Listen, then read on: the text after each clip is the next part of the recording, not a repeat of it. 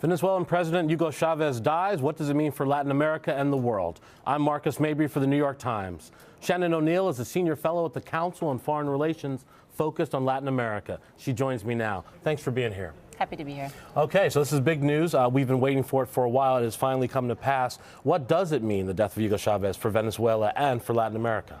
This will be a big change for Venezuela. Hugo Chávez has been in power now over 14 years, and during that time he's concentrated power in the executive branch, legislature, judicial system, and also in the oil industry under his personal control. So it will be a fundamental change to have him gone from the political scene there. Do the institutions of Venezuela survive the disappearance of the man?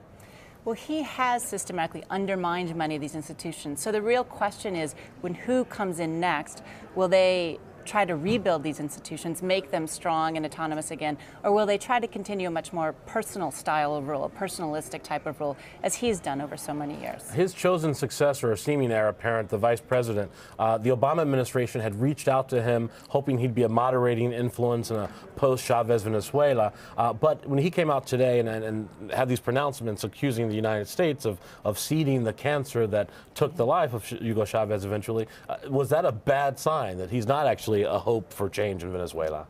Well, Nicolas Maduro, the vice president, heir apparent from Chavez, is someone who's been very close to Chavez for many years. He's also been very close to Cuba, so he does have some of this more ideological side of socialism that's tied to Chavez. So he's not necessarily a very pragmatic person in the type the United States would like to work with.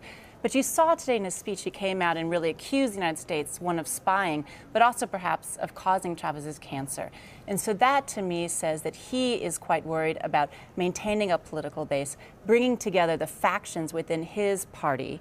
And to do so, it's often easy to turn to an outside enemy, turn against the United States to rally the troops around the flag, or in this case, his chance at the presidency. And you said he kept using that term, unification of Venezuelans. Yeah, that was important there because there are many factions within Chavez's party. There are political activists, there are economic elites that were created under his reign, and there's also the military. And so trying to keep all of these groups together will be the big challenge for Maduro as the heir apparent to the party and to Chavez. Are there, final question, are there risks for the world right now in this period of transition in Venezuela? And what are those risks? You know, the risks really are for those that are tied closely to Venezuela, and those primarily are Venezuela's neighbors. There's a lot of trade with Brazil, with Colombia. There's some with the United States, but it's mostly oil that has not been disrupted over the 14 years of Chavez's rule. So the real risks would be with the neighbors that depend on Venezuela, some smaller states in the Caribbean, as well as those that trade with them. And there, most of these will probably be actively involved watching this transition. Shannon, thank you so much for joining us. My pleasure. That's all for now. I'm Marcus Mabry for the New York Times.